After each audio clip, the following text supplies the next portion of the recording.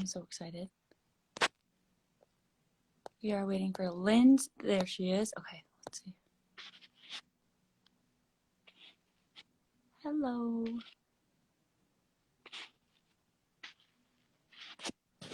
We are waiting for Lynz Music. Here we go. Hey. So, long time no chat. I know. Okay, what time is it there? It's the same time it is in Michigan. Oh, okay, cool. Then Yeah. I must have just told you the wrong time earlier because you're like, already? And I'm like, oh, forgot about the time change. I'm still backwards. I'm in California right now. So, okay, Lindsay, introduce yourself, please. So, my name is Lynz Munich. I'm a singer, songwriter, music producer, audio engineer, learner of all things. And I met Carley when I was in California at Create Music Academy. Lynz has been my muse, like, since day one. I was always like, oh my God, she's so cool. She produces, she sings, she plays all these instruments, and, like, it ain't no thing. You're just so talented. And you're younger than me, too. What? You were 19 when you moved to LA, right? 18. 18? Yeah, it's crazy. So props to you. And every time you tell me something new, like, you're always excelling and, like, have these great stories for me. Yeah, in high school, I just started binging on audio engineering videos and music production. I was really inspired by Owl City, and, you know, he did the whole thing himself with his laptop. And that was a really new thing for 2009, and so many of his fans produced. 2009. How old were you? 2009, Fireflies came out. I was like, had to be 9 or 10. And that's when you started making music, or is that when you just started realizing you loved it? I was realizing I really loved it, and I really connected with Owl City like no other thing. I'm sure every musician has that artist where it's like, oh, this music makes sense, you know? Yeah, that's like Amy Winehouse for me. Yeah, exactly. Exactly. And it's funny because you met like a whole group of people, one who you're literally still dating through Owl City, and like, how did that happen though? So just kind of on SoundCloud, right? Yes. So like one day I just wanted to start playing bass. That wasn't really inspired by Owl City, but it ended up working out. So then I started playing bass, started playing guitar, trying to learn Owl City songs, and then just was like, I went to a studio, but I really wanted to record myself, like just like Owl City did. So I started learning all the stuff and posting my music on SoundCloud. Well, there's a whole base of Owl City fans who also make music, who are also putting their music on SoundCloud. So I just started connecting with people from all over the world, from Japan to like Italy, a lot of people all over the US, and we all just started collaborating, and I met Joseph on SoundCloud and my friend Patrick. They both also make music. And now you live with them in Virginia, and it's amazing because you literally met them through SoundCloud. Yes, exactly. That's crazy to me. I love that story when you tell it, especially like you're always like, oh, I'm going to travel, see somebody here and there. Met them on SoundCloud when I was 14. That's amazing. That's crazy. Okay, but Lindsay, what does beauty mean to you? Beauty means what beauty means to me. I'm going to have to go with authenticity. Yeah. I really believe in just trying to be it's actually kind of weird to say trying to be yourself. It's like but it's hard because like you kind of lose yourself as you grow up, especially you went to public schools, right? You were not homeschooled. No, I did go to public school, but all of my Owl City friends were homeschooled. And I was like, whoa, what is this crazy universe? And I really just kind of tried to step out of like, okay, what are they programming me to be? You know, where does school want me to go? Because I didn't want to go to college. I was literally making money recording people in Buffalo, that's where I'm from. Yeah, you're probably and my teacher was like, they're like, so what are you gonna do for college? And I'm like, well, I'm learning. And then they're like, what are you gonna do? Go to YouTube University? And I'm like, that's what they said. Yeah, and you're like, is that a thing? Because I'll kill it. No, I literally was doing YouTube University. I was binging all these YouTube videos every single day. I got into Grammy camp in high school. Flew to LA. Had to skip an exam. I did do the exam in the summer, but you know, I had to skip the exam, and I went to LA for audio engineering with the Grammy Foundation, and met all these people. Then you came back to Create, and that's where we met because I was interning, and you were coming there to take the production classes, right? Yes. So I went to Yeah, I was like going to potentially work at the Goo Goo Doll studio in downtown Buffalo, but then they went on tour, so like didn't really end up happening. So I had come across the Create School the same day. Later, I found it later in the day. Earlier in the day, Andrew Huang made a video about he was recording at Westlake and like Who's all that? his Michael Jackson memorabilia. Okay. And I was like, okay, that's cool. And then later in the day, someone posted on Facebook, they're like, I just completed the most amazing music production school ever. Because I was looking into stuff. But I always like to see how people found Create. yeah.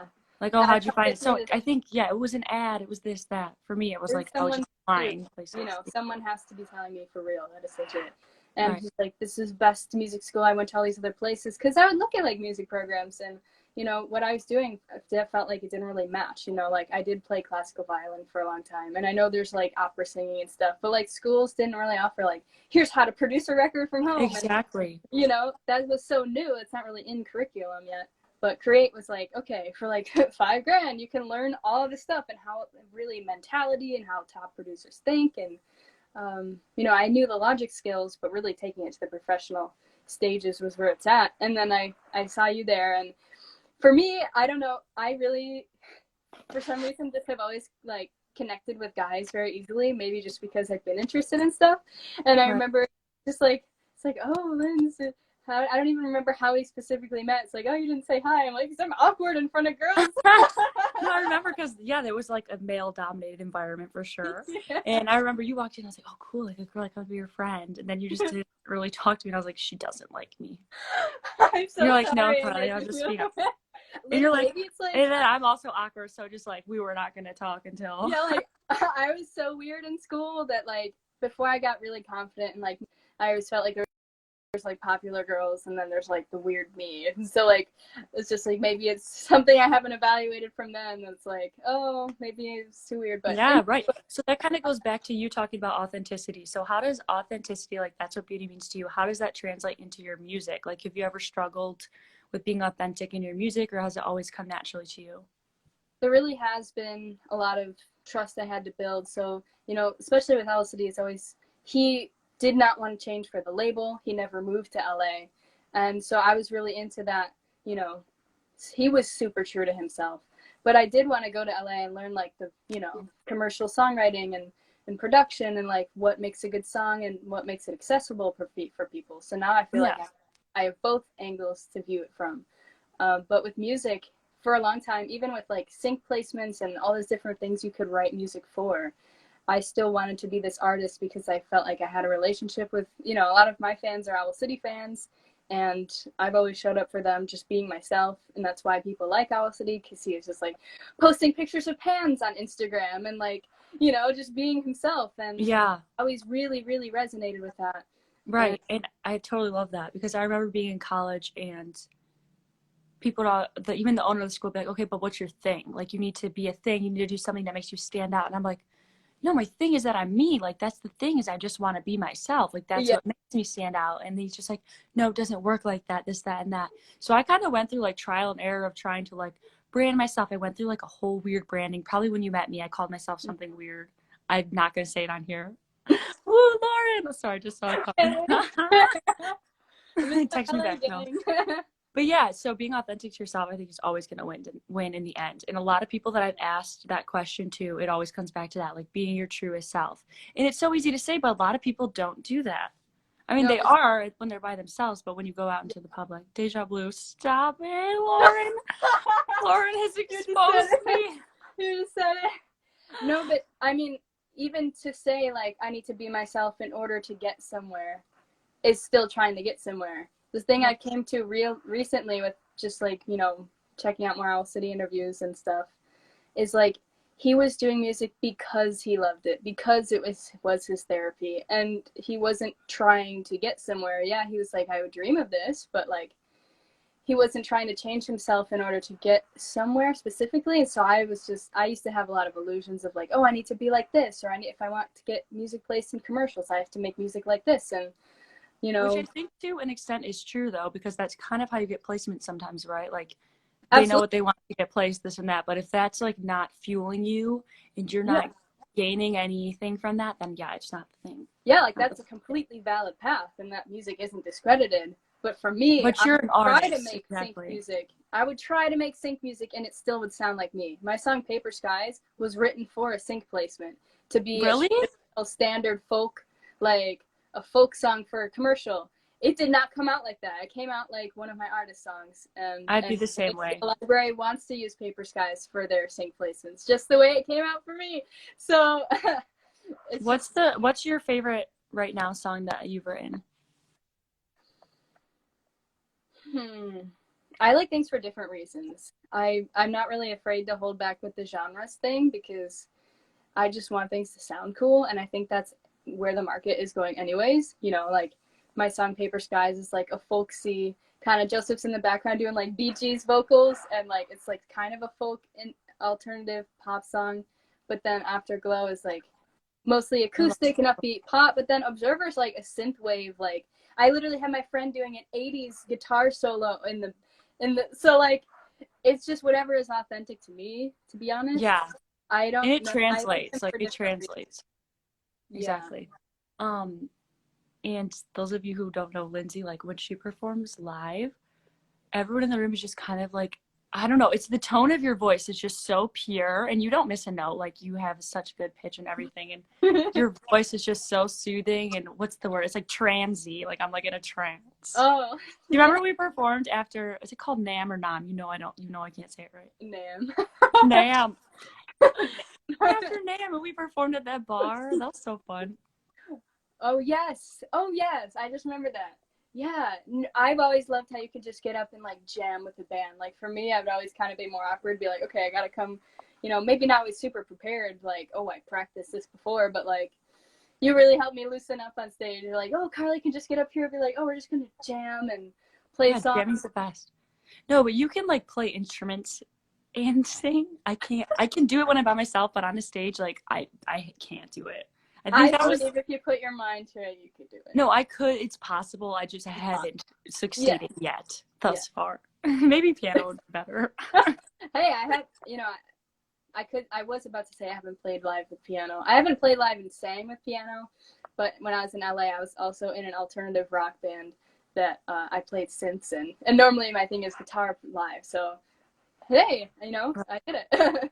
Okay, so I wanted to ask you if there was ever a time in your life where you felt like you weren't being authentic, or there was something that was getting in your way of your songwriting, your music, just your everyday life, and like what that kind of felt like. Yes, my specific spot for me is that, you know, I started this whole music journey seriously when I was 12, and I had just been writing these songs and had this vision for an album called Dusk at Dawn. And I put everything into it. Like each song I probably re-recorded 9 times. And that might have been within a week because I was like, I'm going to produce this myself. And I had people help me with like listening to mixes, and I wasn't going to be like, no, you can't help me. But I put so much of myself into it. And I just had, just growing up as a social media generation, we had only seen perfection. We never really see the process. And so I had all these unrealistic expectations, like I'm going to release this album and then I'm not going to have to think past that. Like, just like, I'm now 16. I did a Kickstarter for it. I raised over $1,000. I printed CDs, and I sold all of them and ended up sending a CD to everyone who donated. And then, but like, it didn't even really matter what happened after that because I just put it out. And then like, I fell into a depression for the first time ever. I feel like before that, I was always just like aloof and like happy, and I still am. Like, it's not like anything changed, but I wasn't really ever sad or like prolonged emotions. Like, it's just, I was so absorbed into music that like once I released the album, it's like a huge gaping void kind of like showed up in my life, and I felt like I started processing emotions for the first time, really, like in a deeper level. But I'm really grateful for this because it really made me a deeper person. I dug so hard into self-help books, but like what? So what was it about the release of the song that made life or making music harder after that? Was it your expectations weren't met? Was it what do I do now? Like, what was that? It was just like a lot of illusions of like, oh, I'm gonna release this, and then I'm gonna make it past that. Yeah, maybe. Yeah. it subconsciously probably was that, but it wasn't ever like, oh, I'm gonna try and be famous. And but like, I think every musician has to analyze their own heart and be like, why am I really doing this? You know, would I still be as happy making music right now if I woke up tomorrow and no one, I was guaranteed no one would hear it, or woke up and had no fans? What if I'm Rihanna? Like, is Rihanna as happy making music if she wakes up tomorrow and she has no followers on Twitter? Like, maybe not. That's a really cool way to There's look like at it. something else there, and that's natural, but I think it's should be kept under control. And it was really getting in the way of me making music for fun after that, because I just had all these illusions I had to let go of. Right. And consequentially, like, when I let go of needing something to happen, it can more authentically happen, and I don't need it anymore, and it'll probably be better. I love that. I kind of went through the same thing, honestly, with the release of Let the Beauty Be. Mm-hmm. Like, it was just a song music video, but I hyped it up for so long, and before I released it, my grandpa had passed away, so then I waited to release it, and then I finally did, and just like 2 days after, I didn't do anything for the song. Like, I wasn't sending it out like I usually would. You know how I am, like, blasting out emails. Going like but I didn't do any of that. Yeah, I was so tired of posting like, watch this, look at that, this and that. I was just like, none of this feels exactly what we're talking about, authentic. Like, that's kind of why I'm doing these now. Like, that's why I want to do these conversations. Like, it's so refreshing to hear you say that, and like, we're on the same level. And I also wanted to ask you, so you were saying that if I didn't have any followers tomorrow, if I didn't, you know, ever make it, never heard my song on the radio, would I still make music? Your answer was obviously yes, right? Yeah. And what do you think that is? What is that, like, what is that in you that you decided, yes, I'm still going to make music no matter what? Is that love? Is that passion? Is that God? Is that spirituality? Is that what you're made for? Like, what does that feel like to, like, make you probably a whole lot of all of it. I mean, yeah. There's always been an idea that I've had in the back of my head making music of, like, a lot of times I've written a song that I haven't related to yet, and then I'll relate to it later. It's kind of like, oh, that's amazing. Like, wait, tell me about that. I love that. Yeah, like, you know, it could be just, it just feels like I have to be a channel for it. You know, maybe it's God, maybe I'm the same way. But I read this book called Big Magic, because I was super creatively blocked after my album, because I just had all these expectations and perfectionism and, you know, poor mental health and, like, all this trying to go together, and, like, oh, I want to do this for a job. Okay. You know, there's so much stress I put on myself that I'm like, I'm not having fun. This is not right. So I think a lot of people go through the same thing.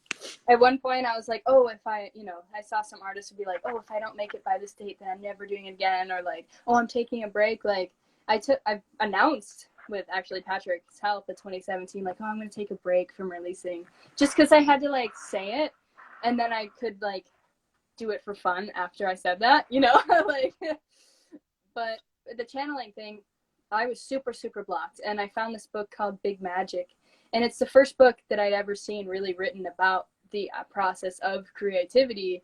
There's also, like, The Artist's Way, but it's super, like, that's kind of more spiritual, and I did try that, talking about their inner child and all that. But for Big Magic, cool. She was talking about, like, she kind of feels like there's, the ideas are out in the universe, and if you look throughout history, things tend to be discovered throughout the world, even before mass communication, around the same times. It's like these ideas are out in the universe, and several people channel it. Like my song Afterglow, Taylor Swift and Ed Sheeran both came out with a song named Afterglow, like right around that time. That's crazy. Yeah. Lindsay, and you know what? Sometimes when I write a song like that and I feel that way, I'm like, shit, I have to put this out before someone else does. You know what I mean? I'm like, yeah. This is good. Like, someone else is going to catch this. You know what I mean? And it's not even, like, from a place of, like, oh, like, someone's going to copy me, or, you know, like. It's just like a same thing as why people all love the same music, all love the same style. Like, I don't know what it is, but it's something in the air, the culture. I don't know. No, I really think it's kind of. Wait, tell me more about that book, because that sounds awesome. Yeah, like, for example, in the book, the lady was saying that, you know, I think she had a pen pal in, like, the Amazon, and they were both authors, and the pen pal started describing her this book she's working on, and they had both been working on the same book with the same kind of plot and details. That's why everyone you meet in your life is so significant. It's crazy. Yeah. Like, relationships mean so much. Absolutely, and I really value, like, I was just kind of having a discussion about this. Like, it's like I'm friends with artists because we relate, you know, not because I'm trying to get something out of it or use something. Exactly. It's like I'm friends with all the friends like I have with Owl City. It's not because, oh, look at all these people that can check out my music. It's like, no, we all love the same thing. And like, no, and that's tricky. That's tricky specifically in our industry too. And I mean, you're not in LA anymore, but that's definitely an LA thing, I think. I'm like left and right. I'm like, you're great. And then I'm like, no, you're not. And, you know, I think it's refreshing, you know, trying to take meetings with people in LA, and people get jaded because a lot of times they'll say no to meetings because a lot of people might be like, hey, I'm going to try and meet with this person who has more power than me. I'm going to try and get something from them. But I'm like, no, I'm taking meetings so we can just be friends. Like, never pushing myself, never like, you know, if they want to check out my music, they'll do it on their own, not because I am asking for anything. I'm just trying to be a normal, decent person. Then, I love you. That's beautiful. And amazing. So what are you working on right now? I'm working on a lot of stuff. I had a breakthrough moment recently where I finally just put all my recent bounces into one Apple Note, and then I can all take notes right there instead of just like having them randomly sent to me. Like, I send myself songs to listen to in the car. Oh, on your phone. That's a good idea. Tim does that too. Yeah, I just put it into all one Apple Note, and then I could see everything in one place. So I'm like working on a cover of Dirty Diana by Phil Jackson and The Weeknd, covering like kind of both their versions. I'm finishing an Owl City song that he never finished. I have some originals. I was on a Zoom call today for a co-write collaboration. I'm working on finishing a song that I think I had asked you to help me with the lyrics for. Oh yeah, I remember. That's like so close, and so I want to drop that like next. Oh my gosh, send it to me. Yeah. And you're busy. Just sorry to interrupt you. Let's just talk over each other the whole time. Let's just do it. Okay. I'm just kidding. Well, like, go ahead. Going back to the beauty kind of stuff, I always kind of felt intimidated about beauty throughout school. I didn't feel like I specifically... Like physical beauty? Yeah. I never spent much time focusing on it. I know a lot of people can really get, you know, into serious mental health issues, like comparing yourself. Like, I really went through the comparisons in terms of my music and less more about like physical beauty.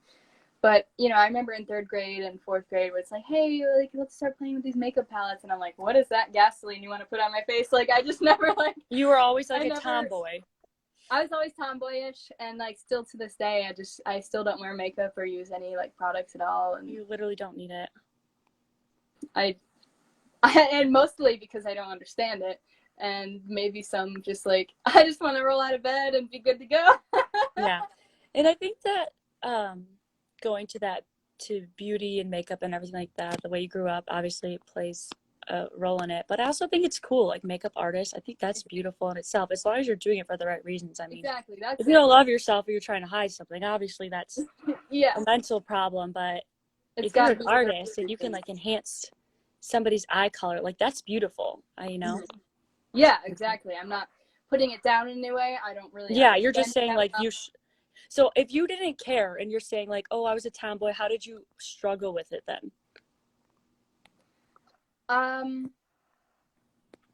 remember people would pick on me because they'd say I had big hair.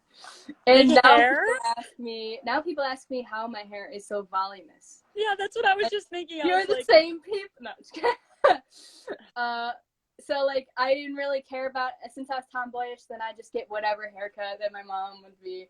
So I'd get like I basically had Dora hair growing up, straight across bangs. And one time it got cut up to here. And that was probably my dark point. And I also played ice hockey, and I was the only girl on the team. And they'd be like, "Are you a boy or a girl?" And but I think like looking on your whole life, a lot of that, it's like shade you took on, or just the way you were, is why you're so good and strong in your career.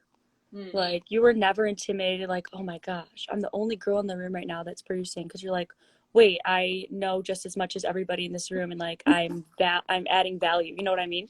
Yeah. Yeah, exactly.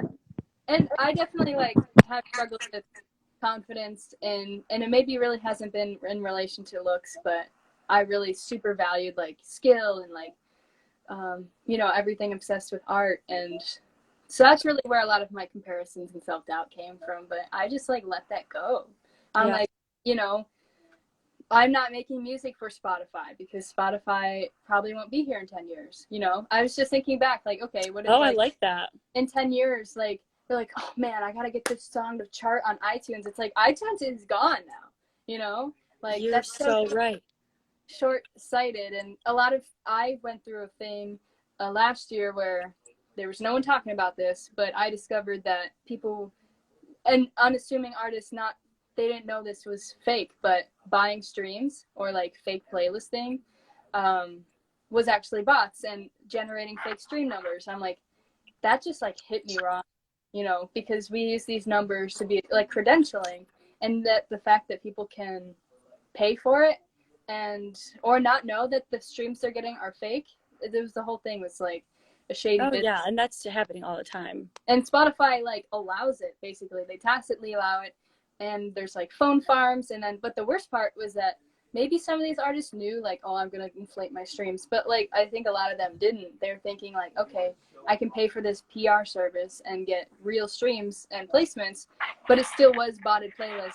And but the Spotify algorithm like still detects it as real streams and still like boosted, and but the issue was that Spotify deleted all those songs from the artists. Oh, really? Whether or not the artists, you know, knew that these were fake streams. Wait, when did they delete? That would suck. This was the beginning of the year. There was like 100,000 songs removed for this, and which really, once again, took it out on the wrong place. They really should have. Yeah, but they're just trying to make a point, like, be cautious, like, don't pay these people. That's my guess. Well, and Spotify, like, you know how I'm also really into tech. A lot of sites are like, use your phone number to do two-factor authentication. You know, they'll text you a code. Spotify could do that, but they don't. Because basically what happens is these phone farms and bots will use hacked Spotify accounts to start triggering plays on the song. So every 30 seconds, if your account is hacked, it'll just keep playing this one song. And after 30 seconds, it'll restart it because that's what counts as a stream. Oh. So there was some big like hubbub on Twitter with like a French Montana song. They're like, oh my God, guys, my Spotify keeps playing this French Montana song. It's because their passwords were leaked. So Spotify could do two-factor authentication, but they don't. So they're kind of tacitly like allowing this. Damn, that's crazy. Yeah. But I think at the end of the day, like it doesn't matter. All that is just, it is what it is. We don't really have control over it. And I think, yeah, music's getting to the right people. That's all that matters. And yeah, and growing up, I had a really supportive community. I still do. And but still feel like, oh, it's the music business, you know. Yeah, it's super easy to obsess over the numbers because they're a huge part of our lives, honestly. Yeah, and it's just, you know, we just have to watch out for that unhealthy obsession with the numbers and thinking that's all that matters, when really, like, we have to be humble enough to be like, is my song good enough? Yes. And not good enough, like, am I good enough? But, like, you know, is this song there? Exactly. Is it what I really mean? Am I doing this for any ulterior motive that I might not even realize? Like, I'm really into introspection and making sure everything is authentic. And I love that. Because I'm literally going through that right now. I'm serious. Like, same. Because I love all the music I've made, and I would never take any song away. You know what I mean? But I'm still growing. I'm still finding my sound, and like sometimes I'll get upset this song doesn't hit the way I wanted it to, and I'm like, this isn't even me yet. Like, this isn't even genuinely me yet. Exactly. And that has no blame on me or anything. It's just I'm still learning. I haven't gotten it. We can be like, I'm not where I want to be, but I can still accept myself and have fun along the way, because you see these tragic stories of where, like, you know, an artist reaches the top and they're still not happy, and then they turn to drugs, you know? Right. Yeah. Luckily, I can't take drugs because I hate them, but. Like, so we all know fame doesn't actually satisfy, but we still let ourselves into these illusions that, you know, like, well, I can't. I just saw this hilarious thing of, if we want to delve into spiritual stuff, Eckhart Tolle has really changed my life. And he has a part of the book in A New Earth where he's talking about, like, he's like, imagine we could make a laundry list and everyone would just have a list that they carry around that says, reasons why I can't be happy yet. and could come up with a lot of reasons, but it's all kind of pointless because really my song Afterglow, I wrote this about, if you really think about it, your entire life has always unfolded as the present moment. If you think about the future, if you dread the past, like you're still going through that present moment of doing that. Mm-hmm. And once I realized that, and basically all of history wasn't like just history, it's like that was time unfolding. Just like this year, we went through a lot of historical events and it was just unfolding day by day, moment by moment. I really struggle with anxiety a lot, and that's why Eckhart Tolle has really helped, because you know, what you have some said. illusions about the future, or I need to be this or that. I'm like, chill, I'm breathing, like focusing. I do meditation every day. Yes, living in the present moment is so freaking hard to do. Yeah, there's a lot of things that's why you shouldn't be here. Yeah, exactly. And I just read that too. It's like anxiety is living in the future and depression is living in the past. Mm-hmm. I definitely live in the future, like definitely deal with and struggle with anxiety. And half the time, I don't even know what I'm anxious about because it's been so long. Could have been 3 weeks. I haven't taken time to live in the present moment, so I haven't even been able to realize what the present moment was. I'm too busy worrying and being anxious about, I don't even know what, subconscious, you know? Yeah, absolutely. And I've done almost like every day, just kind of worked it into my morning routine of just 10 minutes of listening to a guided meditation. Yeah, when you stayed with me, you did that every morning. You were doing your meditation. I was sleeping. Well, and I mean, there's this, in terms of like self-improvement and stuff, the way I really got into the habit is there's this app called Stick, and it uses behavioral psychology to trick yourself into doing what you want. So you set a goal by writing a contract to yourself and say, I'm going to meditate 10 minutes a day. And then you put up money and say, okay, I'm going to check in with my accountability partner every week. And if I failed, $100 will go to a charity that I don't want it to go to. Oh, you told me about that. Who was your accountability partner, Joseph? Patrick was mine, and we both had each other on a daily meditation. Did you lose any money? No, I did not. And I also did 6 months straight of like 60 minutes a day, Monday through Friday, of like working on original music, and that really helped me just make music anyway when I had all these illusions. And so do you still meditate every morning? Yeah, now I really got to the point where I don't need Stick to like get me to do something. And is your meditation like listening to positive? Someone said, OMG, wow, I would love to use this app. Holy shit. What's it called again? I use Waking Up by Sam Harris, but I also bounce around. So there's like one by Goop where it's just 10 minutes on YouTube. Like I just type in 10-minute meditation on YouTube, or I use Sam Harris has a new one every day on the app. Calm and Headspace. Like it really doesn't matter. Yeah, I see ads for Calm. I haven't tried it. Yeah, so the point is, when you don't have to pay for anything, you could just do 10 minutes, 5 minutes on YouTube. Yeah, and YouTube you has feel a bunch like of nothing happens, but that's like the point. You don't. It's like long-term training. It's like, oh, I went to the gym, but like I don't have biceps after one day, so like I'm not gonna go. It's like I can't describe how much I've changed since I started meditating. I have so much more self-awareness. If I'm going through an emotion, I know it'll pass. It's just like these things that you just train your mind. It's not like changing your mind. You're just teaching it. So when you meditate now without the apps, like, are you telling yourself, because some people say like the positives, the I ams, like, are you telling yourself positive messages, or are you just completely just trying to be peaceful and quiet in your head? I'm actually still using apps and videos. Oh, okay. Absolutely. And like the point is that even after a year of doing it, I'm still like getting lost in my head throughout the whole thing. But the point of the training is to recognize, oh, I'm in the mental movie. Okay, let me just come back to present. And then like 30 seconds later, oh God, I'm in the mental movie. Like that's it. That's what meditating is. People think I like how you're calling it the mental movie, because that is literally what's happening. Exactly. Like, and there's other illustrations I've seen, it's like you're sitting in a movie theater and you're watching the stuff on the screen, but then you see like, imagine like, a dog will see it on TV and then just start barking at it. You're like, no, it's not real. Like, right. That's the same thing that's happening with our thoughts. Or like, you're watching the cars go by and the goal is to just sit and watch the cars go by. But like, you keep chasing the car down the street. Like, no, like, just the goal is that's to like, watch. I think that's a huge like part of the key of life, and like the most beautiful, genuine part of life is like living in the present moment, because it's so hard to do. And it's all we have, you know? Yeah, you're right. Yeah. There's always the story of why I can't be happy now. And it's always like, well, I'm not here yet. I haven't gotten this, you know? And then when will you be like, okay, you get that, now you want this? Exactly. And that's like in our industry too. We're always going to be judging ourselves so hard. Oh, a big self-breaker, like overcoming the depression and stuff. With a lot of it was expectations, but a lot of it was negative self-talk. And I remember specifically in high school, like, you know, I joke around with my friends and be like, oh yeah, I hate myself, and like just as a joke. But then you start to take that stuff seriously. So I don't ever talk to myself that way anymore, because it really, you start to believe it. You start to erode your self-respect, and then you start to believe that, and that's what really is causing the depression. Over-identifying with your thoughts, and you know, believing. Even developing it as a humor, like you're just joking, you're like, oh, I hate myself, something like that. Like you're still hearing that in your body and your mind and your heart and your energy, and like you're feeling that, and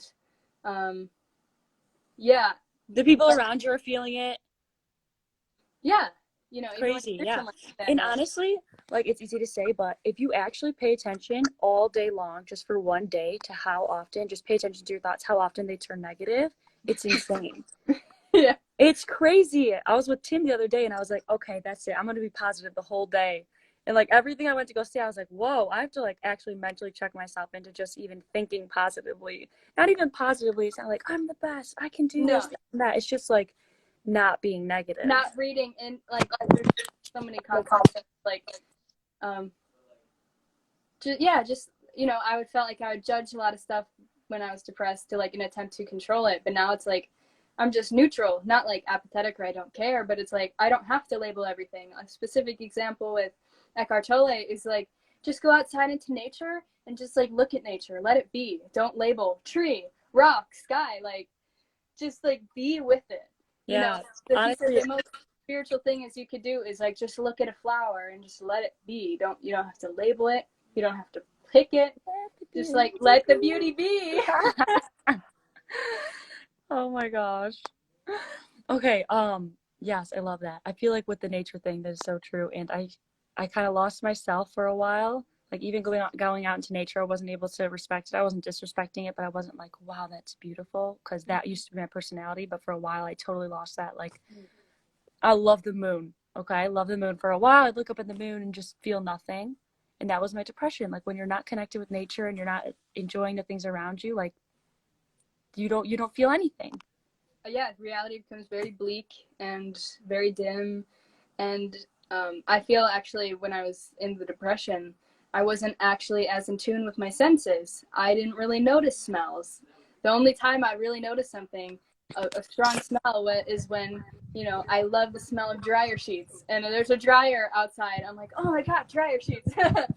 But like just trying to be present and meditation, these things that we don't think don't matter are pretty much all that life consists of. You know, the ordinary things, the smell of the grass, you know, the smell of the flowers, meal cooking. I was like, how often do I just sit down and just like plow through my meal? I'm like, I don't even smell it.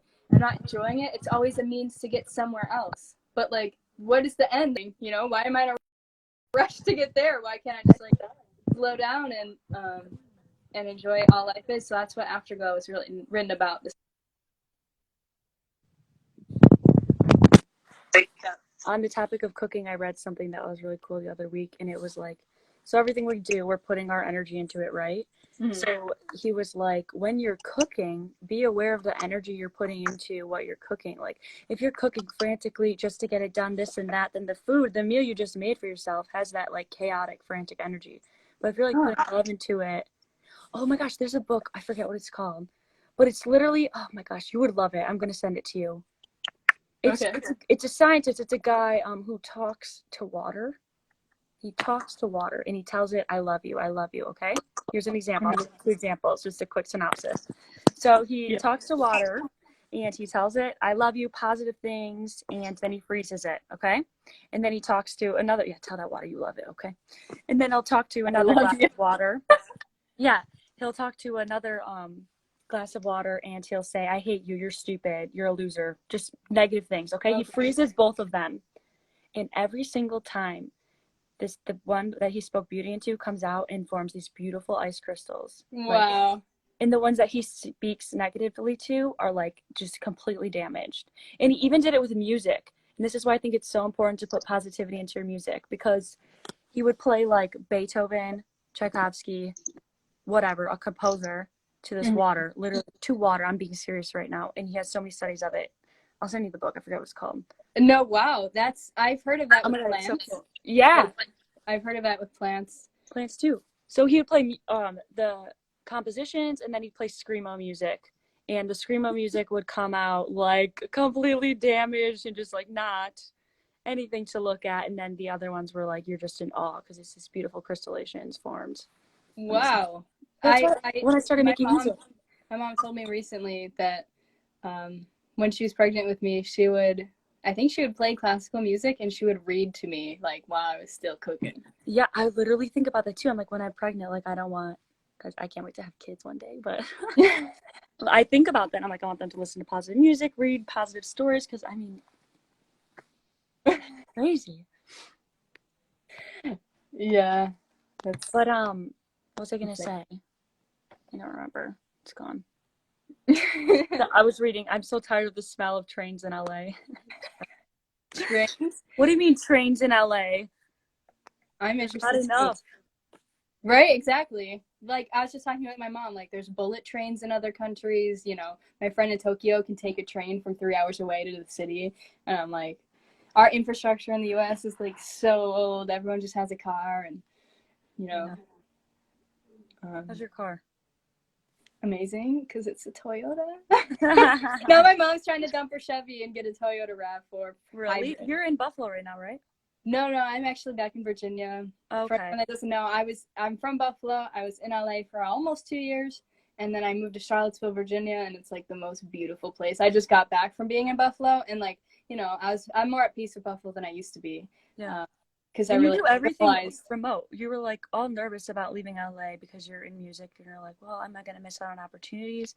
But then the pandemic happened. Double, triple, exactly. And you do everything remote, which is amazing. Yeah, I was all remote. I was like, I feel like this is the future anyways. LA, like California passed some kind of freelancing bills that made it questionable with all the remote freelance work I was doing.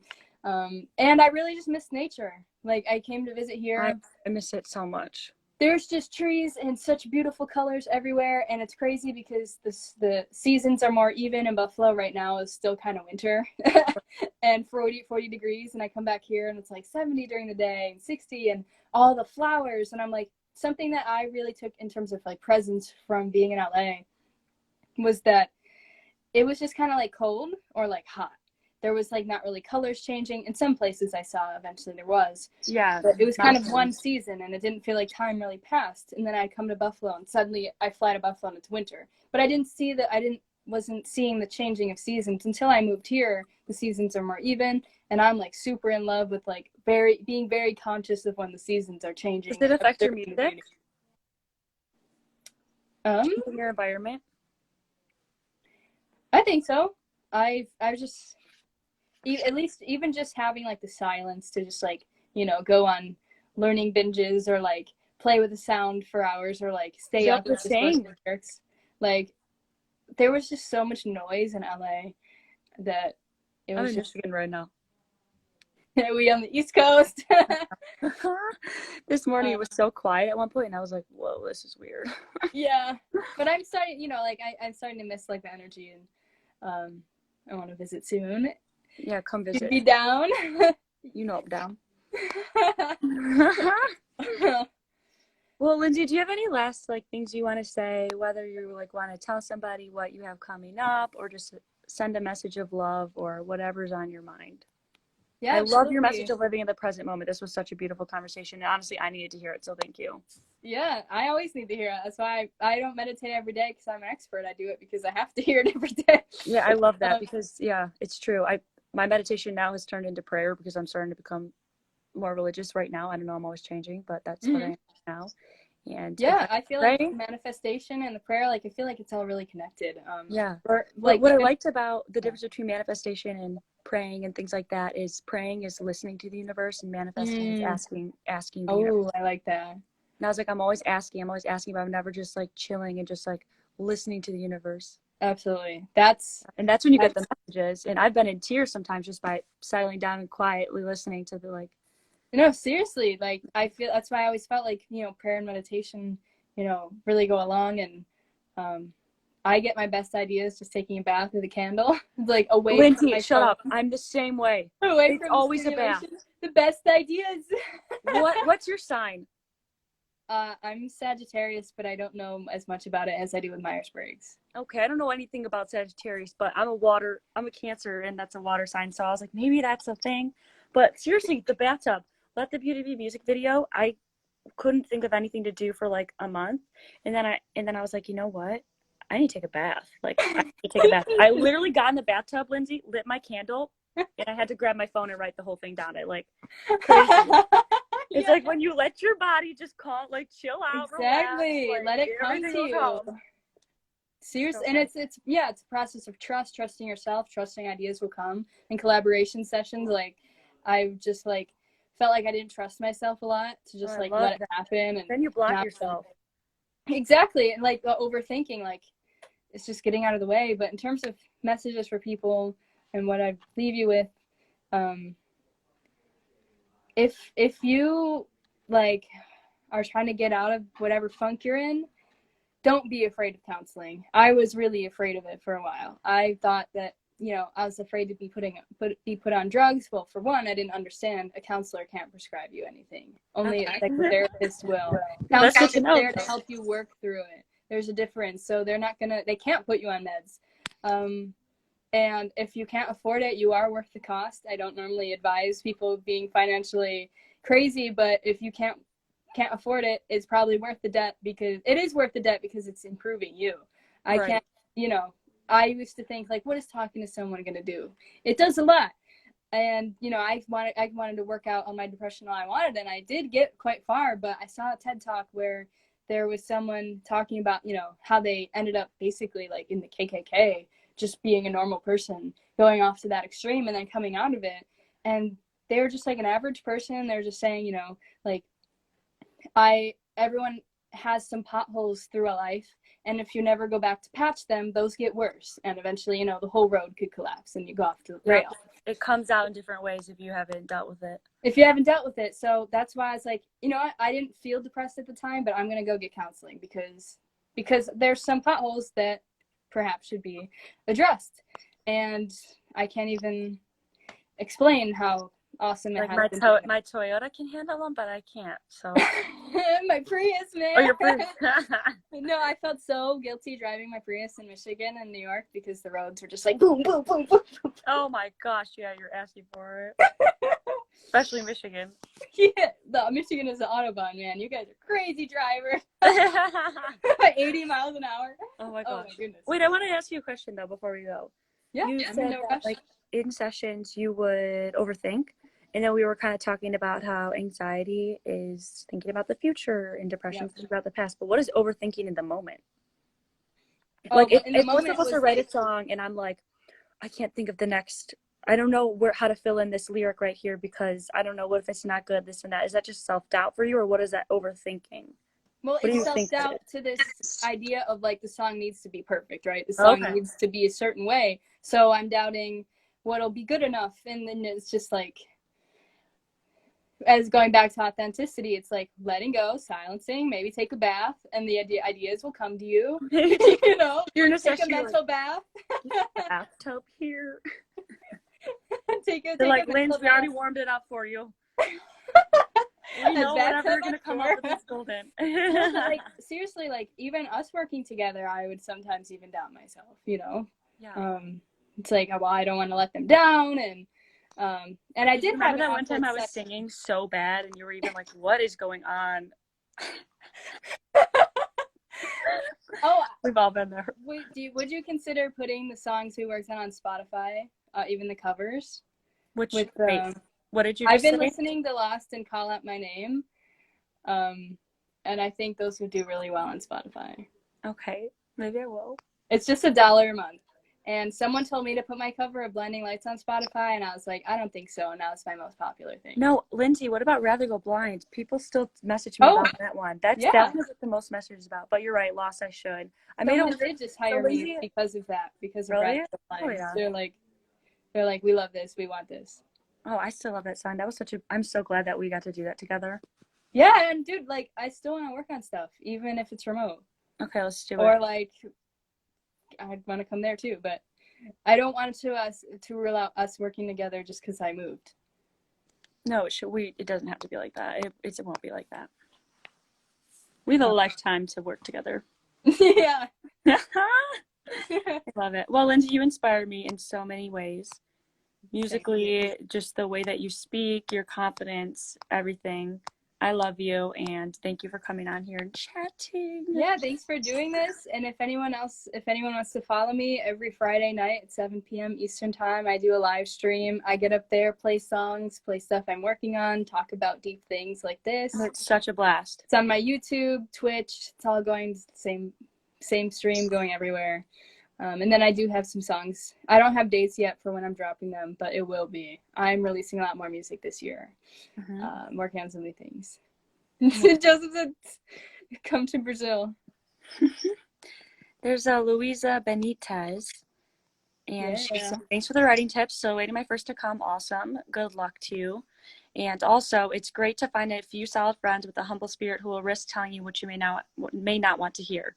I love that, because when I first started music, I was like practically begging for someone to tell me that I was bad, because I knew it wasn't good. I was practically begging, like, something like, that's good. I'm like, yeah, that's good.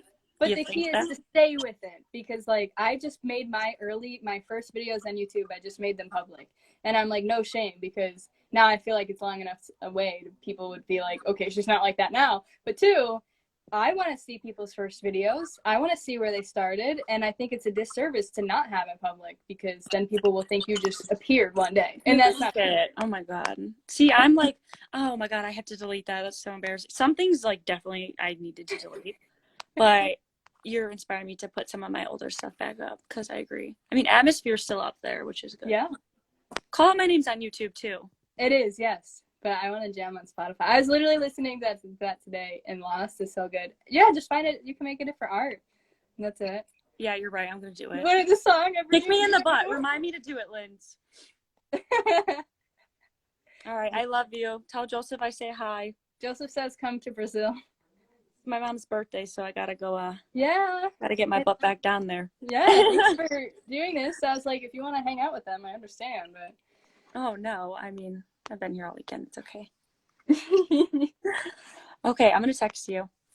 Yeah, and are you able to like save this and download it after? I'm going to post it. That's the only way I know how it saves. Oh my gosh, I'm going to watch it later. I think when you end it, it says download. It would be cool if you had a copy of this. Okay, I'll try and download it. Good stuff. Louisa says it's Joseph in Brazil. No, it's just like kind of a joke with like famous artists. Like a lot of people from Brazil always say come to Brazil. And for some reason, that's just like the most popular thing that people say.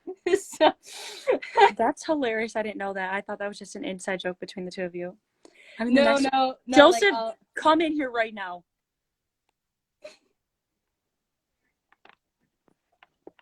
I hear him. Ah!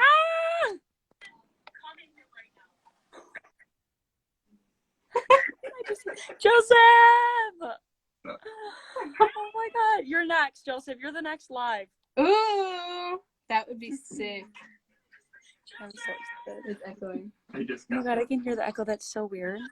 There was a Brazilian friend who told me about this today from Brazil. Oh, that's too funny. All right, y'all, I gotta get going. All right, happy birthday to Mother. Thank you. Bye, Lynz. Super cool. Thank you so much. Yeah. I'm gonna try and download it. Okay. All right, love you. Peace. Love you. Bye.